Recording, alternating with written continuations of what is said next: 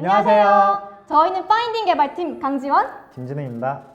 지원님, 이번에 지원하시는 지원자분들께 도움이 될 만한 팁들 이런 게 없을까요? 네, 저 같은 경우에는 자소서를 쓸 때 저희 프로젝트 경험을 자세하게 썼었습니다. 근데 이때 여러 가지의 프로젝트를 단순히 나열하기보다는 하나의 프로젝트를 자세하게 깊게 서술을 했었어요. 예를 들면 인턴 때 제가 데이터 분석 프로젝트랑 웹 개발 프로젝트를 했었는데 그때 분석 툴을 바꾸자고 제안을 했었습니다. 근데 이때 분석 툴을 왜 바꿔야 하는지, 그리고 바꾸자고 제안했던 그 방식이나 아니면 바꿨을 때 프로젝트에 어떤 영향을 미쳤는지에 대해서 자세하게 서술을 했었습니다. 진우님은 자소서 쓸 때 꿀팁 있나요? 저는 제 경험들을 분석했던 게 되게 도움이 많이 된 것 같아요. 저는 경험을 하나하나 나열한 다음에 이걸 마인드맵으로 그려보는 방식으로 분석을 했었는데요. 언제 이 경험을 했고, 어디서 이 경험을 했고, 또 여기서 어떤 것들을 했고, 무슨 기술을 활용했으며 어떤 걸 배웠는지 이런 것들을 다 이렇게 그려보는 시간을 가졌었는데요. 이 과정에서 제 강점이 뭐고, 제가 여기서 이런 것들을 어필할 수 있겠구나 하는 것들을 많이 발견할 수 있었던 것 같아요. 그리고 되게 솔직하게, 더 자연스럽게 자기소개서를 작성할 수 있었던 것 같습니다. 네, 두 번째 질문은 제가 드려보겠습니다. 진우님은 인적성이나 코딩 테스트를 볼 때 어떻게 준비를 하셨었나요? 저는 인적성 준비할 때 문제집 2권을 사서 풀었었어요. 2권을 풀 때 솔직히 자기소개서를 작성하면서 우리가 준비를 하게 되잖아요. 그래서 이거를 저는 시간이 많이 없으니까 하루에 한 회차라도 풀고 이거를 리뷰하자 이렇게 스스로 약속을 하고 풀었던 것 같아요. 그 리뷰하는 것뿐만 아니라 또 하나 추천을 드리고 싶은 거는 스터디를 활용하면 좋은 것 같아요. 스터디를 하면은 제가 잘 안 풀렸던 것들을 다른 분들이 저에게 도움을 주시거나, 마찬가지로 저도 잘 풀 수 있었던 거를 팁을 상대방에게 드리고, 이런 식으로 서로 협력하면서 잘 인적성을 준비했던 것 같아요. 그리고 그 인적성 준비할 때 꼭 말씀을 드리고 싶은 거는 사실 우리가 되게 짧은 시간 안에 많은 문제를 풀어야 되잖아요. 그래서 모든 문제를 다 풀 수가 없어요. 그래서 자기가 진짜로 풀 수 없는 게 어떤 건지 구분을 하고, 이건 내가 너무 많은 시간이 든다, 혹은 이거는 내가 절대 풀 수 없다 라고 싶은 것들은 그냥 스킵을 하고 깔끔하게 자기가 잘하는 거에 집중해서 푸는 게 되게 중요한 것 같습니다. 지원님은 인적성 풀 때 혹은 인적성 준비하시면서 지원자분들에게 도움 될 만한 팁 같은 거 없을까요?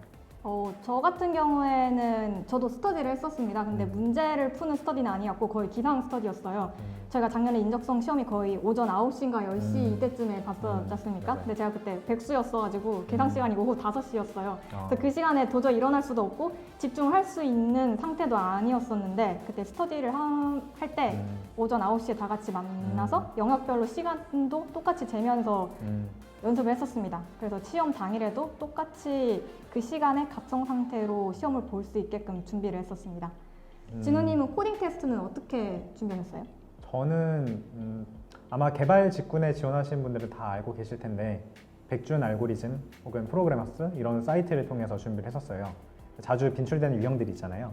이런 유형들을 계속 반복적으로 풀면서 전 연습을 했었고요.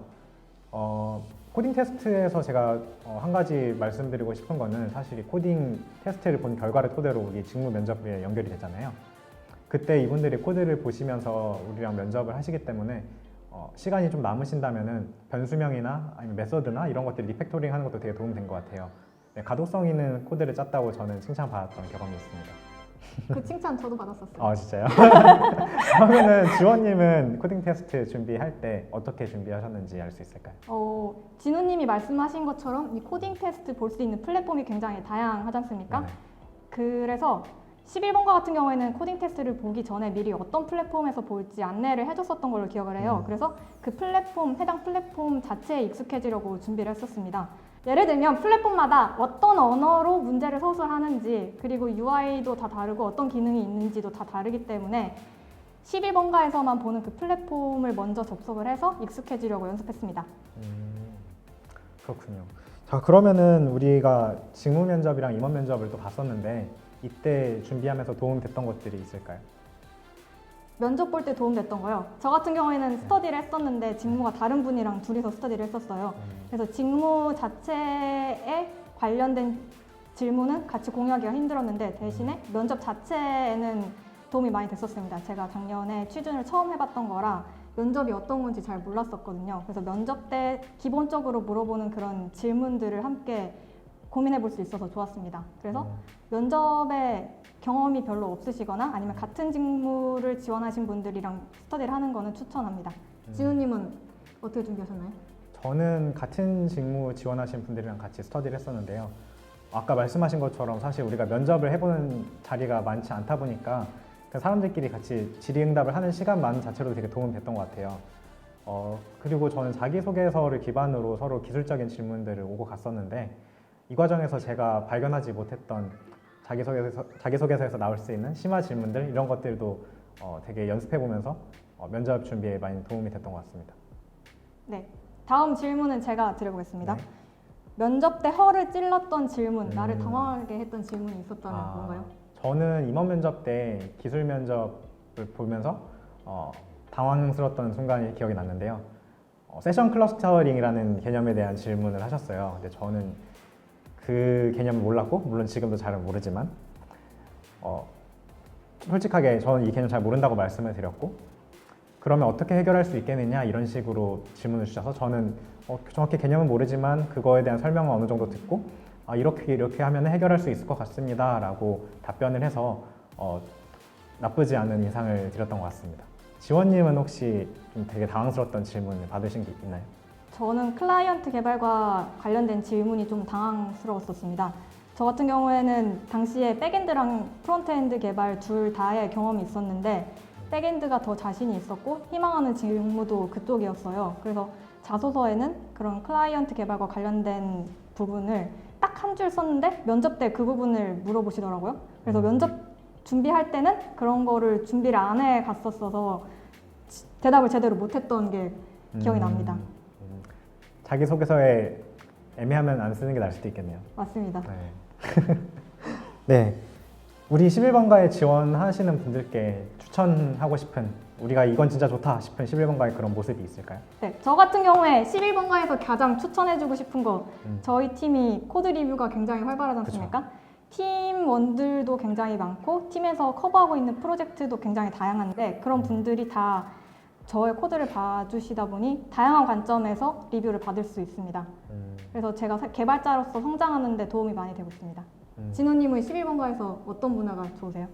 저는 기업 문화가 되게 좋은 것 같아요. 저희는 상대방을 부를 때, 팀원분들을 부를 때 우리는 직급 없이 서로 부르잖아요. 네. 지원님 이렇게 부르듯이 저는 사장님께도 뭐 사장님이 아니라 상무님 이렇게 부르고 팀장님께도 뭐 승인님 뭐 승인해주세요 이렇게 부를 수 있는 게 되게 너무 좋은 것 같고요. 그리고 저희 수요일마다 하는 행사 수요 간식회가 있지 않습니까? 네.